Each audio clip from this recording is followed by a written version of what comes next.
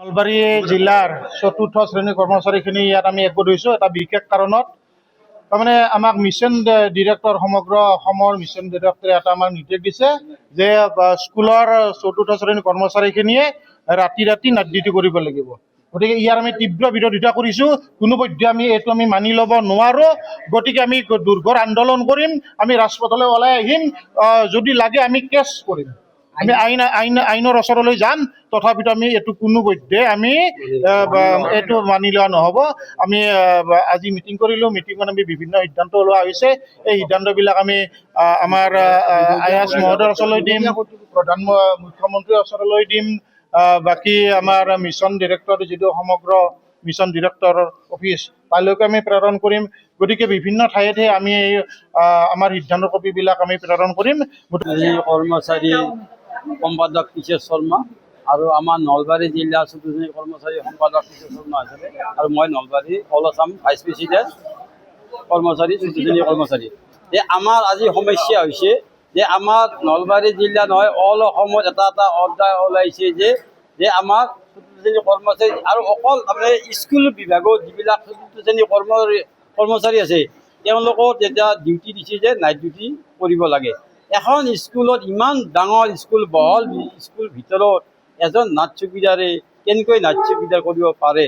আমাৰ ভয় হৈছে, জীৱনৰ প্ৰতি ভয় হৈছে যে আমি চতুৰ্থ শ্ৰেণীৰ কৰ্মচাৰীয়ে অকলে বা দুজন মানুহে এই বহল ভিত্তিত স্কুলত নাইট চকীদাৰটো সুবিধা নেকি? আৰু এনে জেগাত একোটা স্কুল আছে কিবাকে মানুহ অলপো কাষত নাই, তাতে আমাৰ প্ৰাণৰ ভয় হৈছে যে নাইট চকীদাৰ কৰাৰ। আৰু স্কুলৰ আগত আজিৰ প্ৰায় 13 চনত এটা অৰ্ডাৰ ওলাইছিল যে আমাৰ নাইট চকীদাৰ আমি সদৌ অসম চতুৰ্থ শ্ৰেণীৰ কৰ্মচাৰী নলবাৰী জিলা হিচাপে আমি তেওঁলোকৰ অৰ্ডাৰটো আমি IS ছাৰক কৈ আমি কেঞ্চেল কৰাইছিলোঁ। এইবাৰো আমি ভাবিছোঁ IS ছাৰে সম্পূৰ্ণভাৱে আমাৰ সদৌ অসম চতুৰ্থ শ্ৰেণীৰ মুখত চাই তেওঁ অৰ্ডাৰখন কেঞ্চেল কৰে বুলি মই ভাবিছোঁ। ডিৰেক্টৰৰ পৰা একদম IS-ৰ পৰা শিক্ষকৰ পৰা চিৰিয়েলি।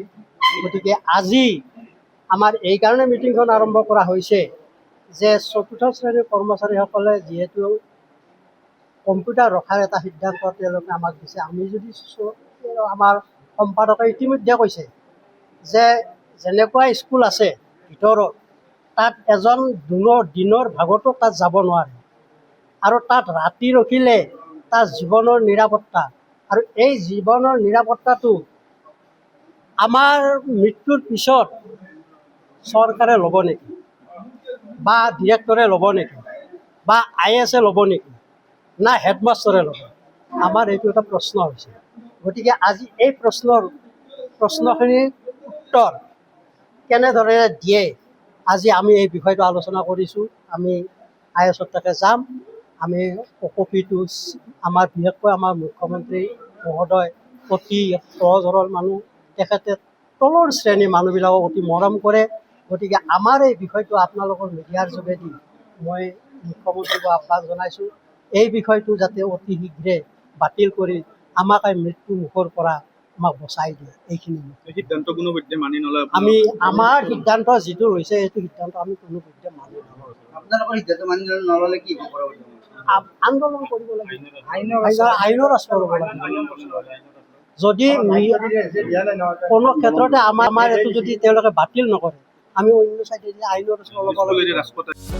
যিকোনো খবৰৰ বাবে যোগাযোগ কৰক আমাৰ এই নম্বৰত 9181 307 2221।